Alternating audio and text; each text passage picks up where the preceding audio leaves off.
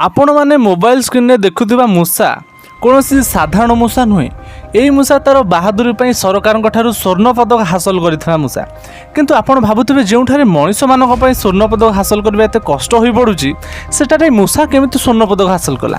तेज चलतु जाना यही कथा हूँ कंबोडिया नामक सहर जो अन्य देश ये देश उपर बहुत आक्रमण करते। मागावा नामक एक मूषा पूर्व आफ्रिकार तांजानिया नवेम्बर 5, 2014 जन्मग्रहण करथिला एवं तांजानियार मरगोरे थिबा APOPO संस्था यही मूषा को लालन पालन करने सह यह भूमि तले थिबा बोमा विस्फोरण संधान पर प्रशिक्षण देउथिला।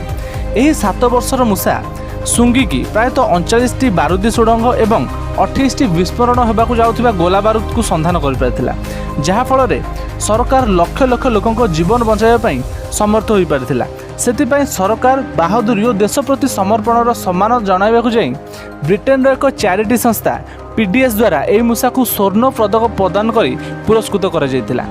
तेबे जदि भिडियोटी भल लागिला यह शेयर करिया को एवं गोटे लाइक करिया को जमा भी भूलंतु नहीं। धन्यवाद।